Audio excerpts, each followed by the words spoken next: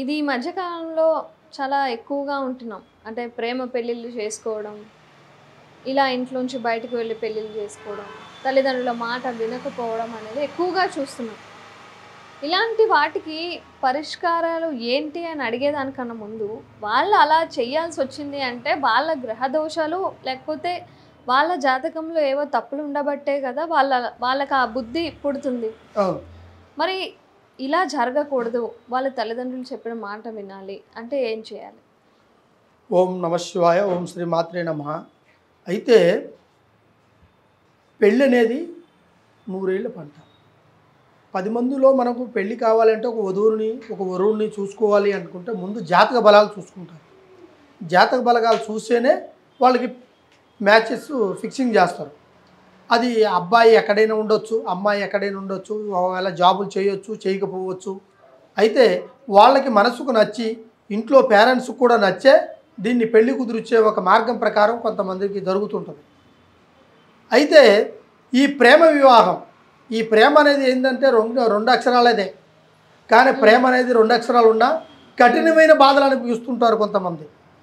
ఈ ప్రేమ అనేది ఎలాంటిదంటే ప్రేమించి పెళ్లి చేసుకొని వాళ్ళ ఇష్ట ప్రకారం నడుచుకోవాలనుకునే వాళ్ళు కొంతమంది ఉంటారు.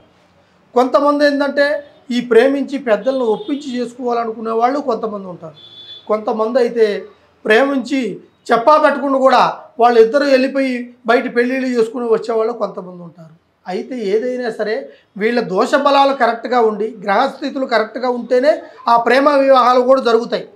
అలా గ్రహస్థితులు కరెక్ట్గా లేనప్పుడు వీళ్ళ గండాలు వీళ్ళ గాచారాలు బాగలేనప్పుడు ఈ ప్రేమించుకున్న తర్వాత పెద్దలు ఒప్పుకోకపోవడము, ఈ పెద్దలు వాళ్ళు ఒప్పుకోకుండా వీళ్ళు ఈ జాతిని బట్టి చూస్తారు, క్యాస్ట్ని బట్టి చూస్తారు, తర్వాత బాబు వాళ్ళ స్టేటస్ని బట్టి చూస్తారు, తర్వాత వాళ్ళ ఐక్యతను బట్టి చూస్తారు కొంతమంది. అయితే ప్రేమించుకున్న పెళ్ళిళ్ళు కొంతవరకు నిలబడేవి కొన్ని ఉన్నాయి, నిలబడకుండా మధ్యలోనే కట్ అయిపోయి కొంతమంది విడాకుల ద్వారా కూడా వచ్చినవి కూడా కొన్ని ఉన్నాయి. ఇటువంటి సమస్యలు కొంతమందికి ఎక్కువగా జరుగుతుంటాయి. తర్వాత వీళ్ళ నిర్ణయాలు ఎలా ఉంటాయంటే ప్రేమించిన తర్వాత అబ్బాయి మన పక్కనే ఉండాలి, మన మాట వినేటట్టుగా ఉండాలని కొంతమంది ఆడవాళ్ళు అనుకుంటారు. ఆడవాళ్ళు ఆ విధంగా అనుకుంటే కొంతమంది మగవాళ్ళు అమ్మాయి మన మాటే విండి మన మాటలోనే ఉండేట్టుకైతే మనం పెళ్లి చేసుకుని మనం హ్యాపీగా బతకచ్చు అనుకుంటారు. కానీ అలాగుండదు. కొంతమందికి కొన్ని సమస్యలతో కూడుకుంటుంది ఆ ప్రేమ. ఆ ప్రేమ చాలా వరకు ఏదో తెలియని దారి తీస్తుంది.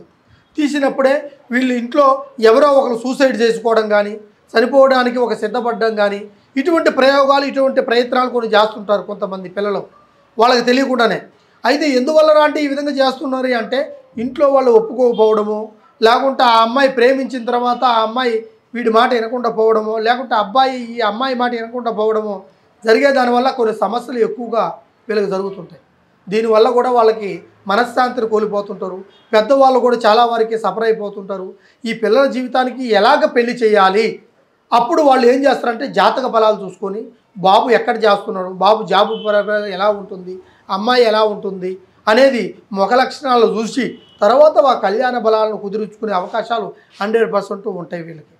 అదేవిధంగా వీళ్ళు కూడా కొన్ని కుటుంబంలో కూడా ప్రేమించుకొని కూడా పెళ్లి చేసుకున్న తర్వాత కూడా కొన్ని ఆటంకాలు వీళ్ళకి కలుగుతుంటాయి.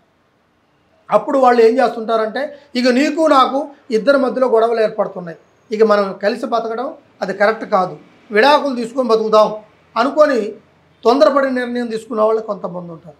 కొంతమంది అయితే పెళ్ళైన తర్వాత కూడా వీళ్ళకి ఐక్యతా బలం కరెక్ట్గా ఉండి కూడా ఆస్తులు గొడవల కాడి నుంచి కూడా కొన్ని సమస్యలు కొన్ని వస్తుంటాయి.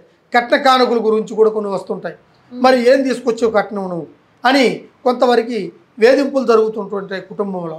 అట్న పట్టు కూడా ఆ పెళ్ళైన వాళ్ళకు కూడా ప్రేమ కాకోకుండా పెళ్ళిళ్ళు పెద్దవాళ్ళు చూసిన పెళ్ళిళ్ళు కూడా కొంతవరకు దూరం అయిపోయి కొన్ని గొడవలతో కొన్ని సమస్యలతో కూడుకొని మనశ్శాంతిని కోల్పోతుంటారు. అటువంటి వాళ్ళకు కూడా మనకి బలమైన ప్రయత్నాలు కొన్ని చేసే యోగ బలాలు ఉంటాయి.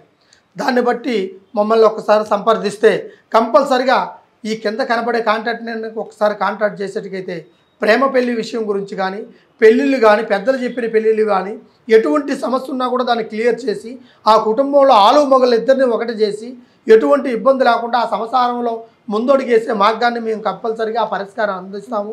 కంపల్సరిగా ఈ పరిష్కారం ద్వారా కూడా మీ కుటుంబంలో మీ ప్రేమ పెళ్ళిళ్ళు కూడా నిలబడతాయి. తర్వాత మీ సంసారంలో కూడా ఎటువంటి గొడవలు లేకుండా కూడా ఈ కుటుంబాన్ని మనం ముందుకు తీసుకొచ్చే సంసారంలో కూడా ఉంటాయి కొన్ని. అదేవిధంగా ఇంకో ప్రశ్న, ఇప్పుడు ఎవరైనా ఒక అమ్మాయి ఒక అబ్బాయి ప్రేమించుకొని మీ దగ్గరకు వస్తే మీరు పెళ్లి చేసేలాగా వాళ్ళకి అనువుగా ఏమైనా చేయగలరా? కంపల్సరిగా వాళ్ళిద్దరు ఒకటైపోతే వాళ్ళకి మాత్రానికి మంచి మార్గం చెప్పి వాళ్ళు పెద్దలను ఒప్పించుకొని ఆ ప్రేమ వివాహాన్ని ఒక అరేంజ్డ్ మ్యారేజ్గా చేసుకునే అవకాశాలు కూడా మేము కంపల్సరిగా రెమెడీస్ మేము చెప్తాము.